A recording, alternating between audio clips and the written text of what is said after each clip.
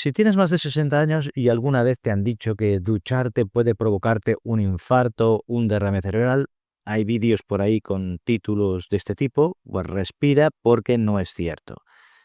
Aunque sí que hay algo de razón, en el sentido de que el cuerpo cambia con la edad y lo que antes era una simple ducha, hoy puede producirte inestabilidad o debilidad o la sensación de que te va a dar algo. El problema aquí no es el agua caliente, es lo que tu cuerpo hace cuando te estás duchando. Los datos lo confirman, que una de cada 3 caídas en mayores ocurre en el baño y no es por torpeza, sino por pura fisiología, por el funcionamiento de tu organismo.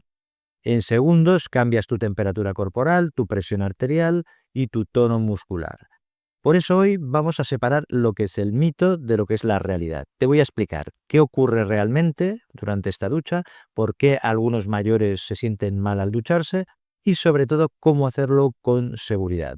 Todo ello sin alarmismo, con ciencia y también con sentido común. Y al final te daré una guía médica simple y práctica para ducharte con inteligencia cardiovascular. ¿Es verdad que ducharse puede provocar un infarto en el corazón o un accidente cerebrovascular? Pues empecemos por desarmar el mito más extendido. Ducharse no causa infartos ni accidentes cerebrovasculares en personas que tienen un sistema cardiovascular que no presenta enfermedades importantes o que las tienen pero que están bien controladas. ¿Cuál es el problema? Que muchos confunden dos tipos de riesgo distintos, el leve y el grave. El leve serían desvanecimientos o caídas y el grave un evento cardiovascular real, un infarto o un ACV. Cuando mezclamos ambos surge un miedo innecesario.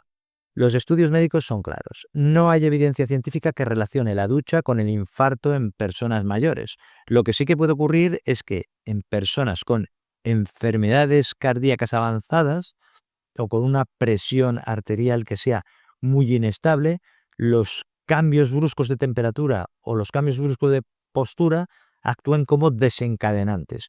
Pero eso no significa que el agua sea peligrosa, sino que el sistema cardiovascular ya estaba comprometido, ya estaba tocado, ya estaba mal. Lo que muchos interpretan como un infarto en realidad suele ser otra cosa. ¿Qué cosa? Por ejemplo, una hipotensión postural, que es una caída de presión arterial al incorporarse o al cambiar bruscamente de postura, o un síncope reflejo, que es una breve pérdida de conocimiento porque falta momentáneamente el flujo de sangre al cerebro. Muy poco, un instante, pero es suficiente para que dé esta inestabilidad. Esto es muy diferente a un accidente cerebrovascular con síntomas persistentes como dificultad para hablar o una pérdida de fuerza en la mitad del cuerpo. Piénsalo así, un infarto no es un apagón breve, es una alarma que no hay manera de que se apague. Un infarto en el corazón sería un dolor torácico intenso, con opresión, sudor frío, falta de aire. Estas son las señales reales. Y después hay una serie de mitos virales que circulan en relación a esto de la ducha. Por ejemplo, que el vapor reduce el oxígeno causa coágulas. Esto es falso. El vapor solo cambia la humedad del aire, es vapor de agua y no afecta la oxigenación. Otro mito es que decir que los coágulos de las piernas suben al cerebro. Esto no es la vía habitual. Los coágulos venosos viajan, pero viajan hasta el pulmón y pueden causar una embolia pulmonar, que esto sí que puede ser grave. Entonces, solo en casos muy raros, con algunas malformaciones en el corazón, como por ejemplo lo que llaman un foramen oval permeable, que sería un agujero que comunica el lado derecho con el izquierdo del corazón, y entonces a partir de aquí sí que podría llegar hasta el cerebro. Otro mito es decir que ducharse por la noche es peligroso. Tampoco hay ninguna evidencia de esto. Aquí lo relevante es la temperatura del agua y tu estado cardiovascular. Lo importante no es el reloj ni el momento del día. En resumen, que el riesgo no está en el agua o en la ducha, sino en cómo reacciona un cuerpo con una enfermedad previa que no está controlada. El enemigo no es la ducha, sino la desinformación. Y hay que matizar mucho esta información. Y ahora que hemos eliminado este temor inicial, vamos a ver por qué sí puedes sentir una inestabilidad de la ducha, incluso si tu corazón está sano. ¿Por qué algunas personas mayores se marean o se sienten débiles durante la ducha o tras ducharse? Imagínate que tu cuerpo es como una red de cañerías finas y flexibles. Cuando abres todas las válvulas a la vez, la presión baja. Pues esto mismo es lo que sucede en tu organismo. Lo que pasa es que el agua caliente dilata los vasos sanguíneos y la sangre se desplaza hacia la piel y el corazón tiene que trabajar más para mantener la presión en las arterias. Si permaneces mucho tiempo de pie o en un baño caluroso, esa presión puede caer lo suficiente como para producirte un desvanecimiento, debilidad o una visión borrosa. Desde el punto de vista médico, el calor provoca vasodilatación. Los cambios de posición provocan hipotensión ortostática. Y la falta de líquidos lo que hacen es reducir el volumen que circula. Todo esto mezclado puede hacer que el cerebro reciba menos flujo de sangre durante unos segundos. ¿Y cuál es el resultado? Pues una inestabilidad o incluso un pequeño desvanecimiento. Hay momentos que son especialmente críticos y que debes conocer. ¿Qué momentos son esos? Pues, por ejemplo, cuando te agachas a recoger el jabón en el suelo, porque combinas dos factores. ¿Qué pasa? Pues que hay un cambio postural brusco y a veces lo que se llama una maniobra de Valsalva involuntaria, que es aguantar la respiración mientras haces un esfuerzo. Entonces, la combinación pues puede hacer que se desplome la tensión unos segundos y entonces es el momento en el que más caídas pueden ocurrir. También en algunas personas sensibles el agua caliente o el agua directa en el cuello o en la nuca puede desencadenar un reflejo vasovagal, que esto lo que hace es enlentecer el corazón y bajar la presión arterial. Si notas que te sientes peor con el agua en la zona esta del cuello, simplemente redirige el chorro de agua hacia otra zona. Esto hay que tenerlo en cuenta. Pues, ¿qué factores aumentan el riesgo de que pase esto? Pues, por ejemplo, medicamentos como, por ejemplo, los antihipertensivos, el enalapril, el losartán y similares, diuréticos como la furosemida, alfa-bloqueantes como la doxazosina. También ducharte en ayunas o justo después de comer. También el agua muy caliente o duchas prolongadas.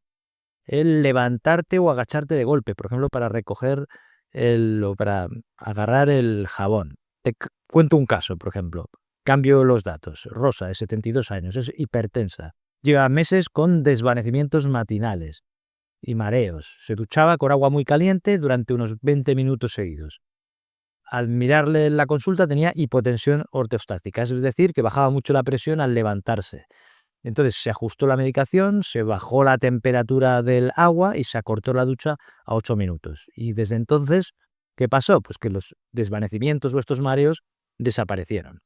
Lo que pasa es que la mayoría de personas mayores que se sienten mal en la ducha no tienen un problema cardíaco, sino lo que tienen es una regulación ineficaz de su tensión, de su presión arterial.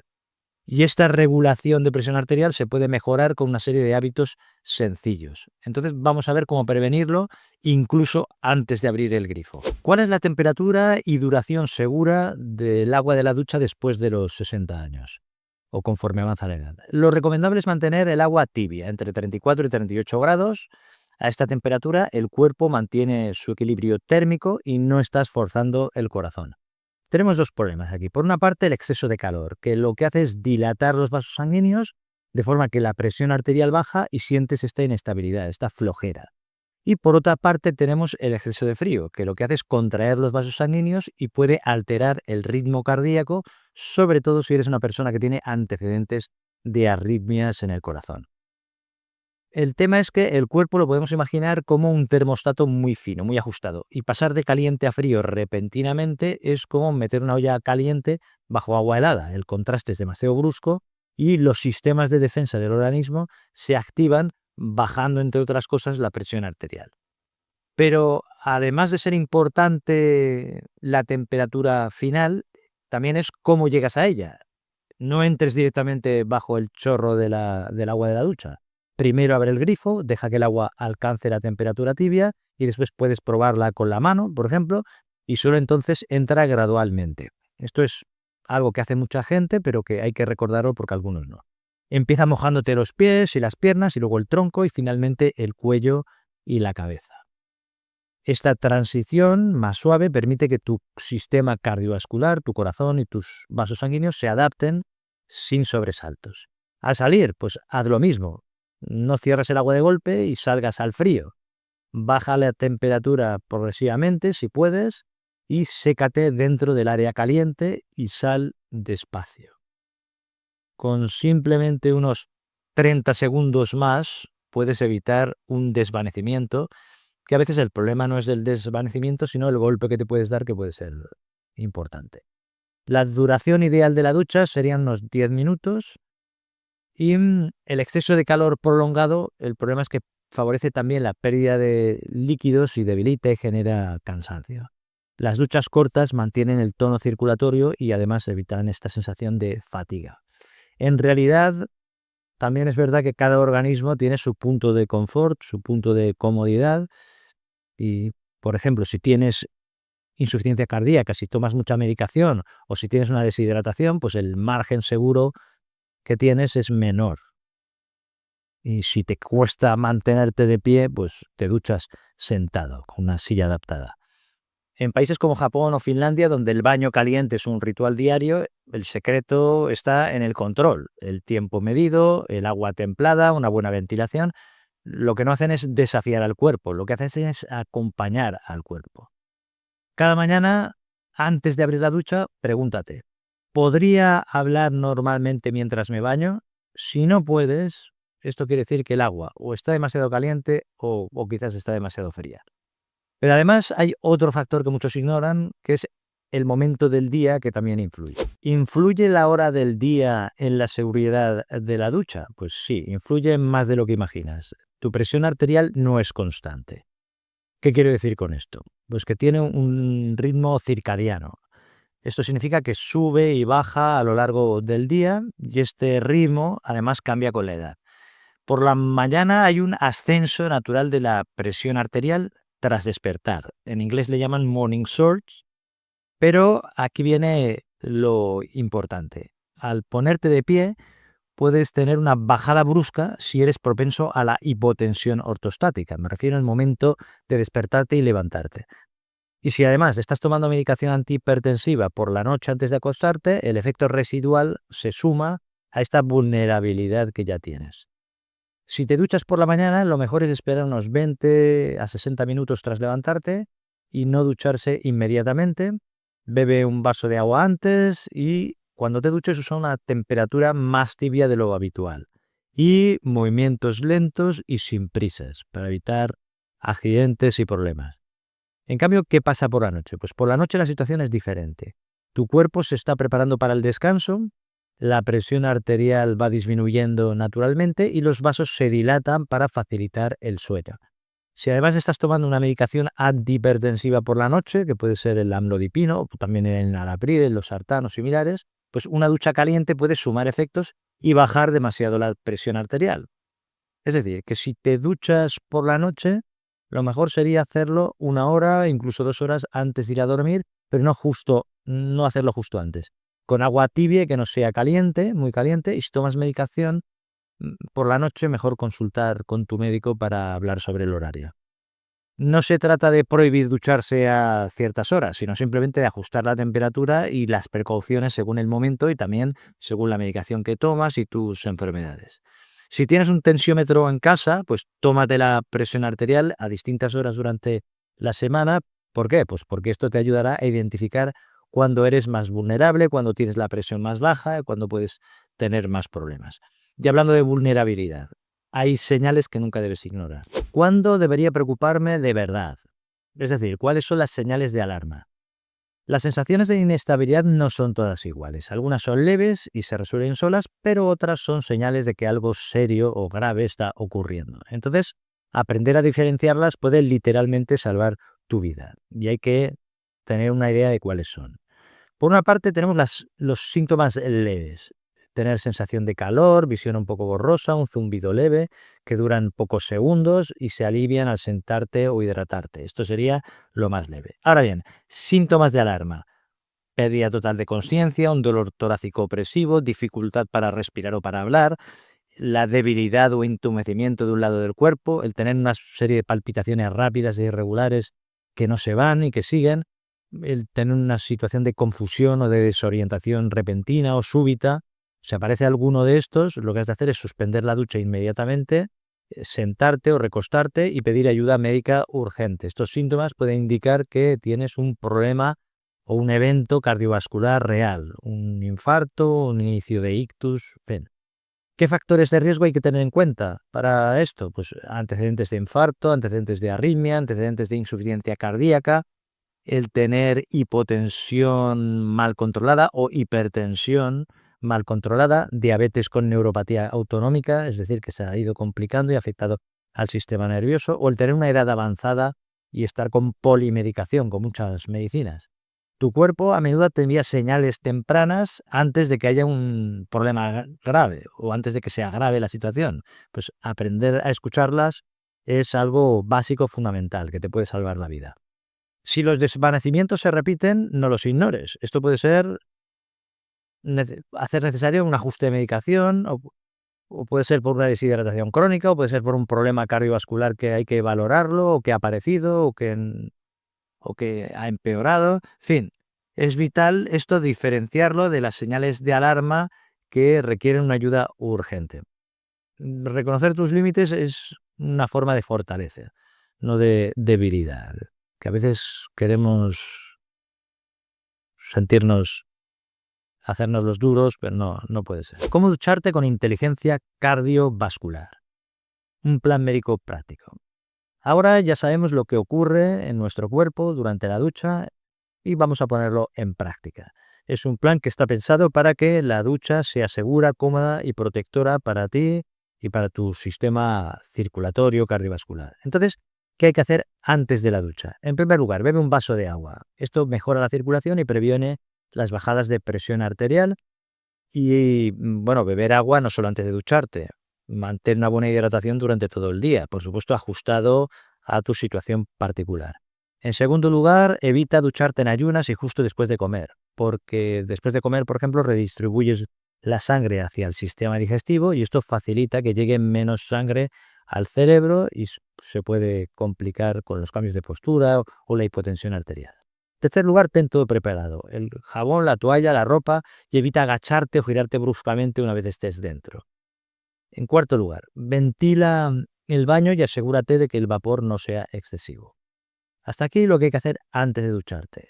¿Qué hay que hacer durante la ducha? En primer lugar, comprueba la temperatura con la mano antes de entrar, que esté tibia, 34, 38 grados, una temperatura agradable. En segundo lugar, entra gradualmente, primero pies y piernas y luego tronco y finalmente la cabeza. En tercer lugar, dúchate de 5 a 10 minutos, no lo prolongues demasiado. En cuarto lugar, si sientes inestabilidad, usa un taburete en la ducha. Lo he comentado antes. En quinto lugar, evita giros rápidos o agacharte de golpe. Si se cae algo, sal primero y luego lo agarras con prudencia y con calma. En sexto lugar, evita aguantar la respiración al frotarte o al estirarte. Respira con calma para evitar problemas que hemos comentado antes. ¿Qué haces después de la ducha? Pues después de la ducha acaba y primero sal despacio apoyándote si es necesario. En segundo lugar, si notas inestabilidad, siéntate y espera un minuto. Por eso he dicho antes que incluso dentro de la ducha es interesante tener un taburete. En tercer lugar, sécate sentado y te vistes de inmediato. En cuarto lugar, hidrátate de nuevo. Sobre adaptaciones del baño. Alfombra antideslizante, barras de apoyo y buena iluminación. Lo de la silla o taburete si tienes riesgo de caídas, que esto es muy importante. Luego la revisión periódica de la temperatura del calentador para evitar sustos. Después, los medicamentos. ¿Cuándo consultar el tema de los medicamentos? Pues si tomas alguno de estos que voy a comentar y sufres desvanecimientos o mareos frecuentes en la ducha, pues consulta con tu médico sobre el horario y las dosis. Por ejemplo, los antihipertensivos, el enalapril, el losartán o el amlodipino. Diuréticos como la furosemida o la hidroclorotiazida. Los alfa bloqueantes como la doxazosina o la tamsulosina que se toma para la próstata. Las benzodiazepinas como el lorazepam, diazepam y similares. Los antidepresivos tricíclicos como la amitriptilina. O los antiparkinsonianos como la levodopa. Aquí no se trata de suspender los medicamentos, sino de ajustar el horario para evitar que coincida con los picos de efecto y con los momentos de mayor riesgo con el momento de ducharte para ajustarlo. Y una advertencia importante sobre el agua fría también. Si tienes antecedentes de angina de pecho, de infarto previo, pues evita el agua fría. La vasoconstricción brusca puede aumentar el trabajo del corazón y, en casos raros, desencadenar un dolor torácico y un problema serio.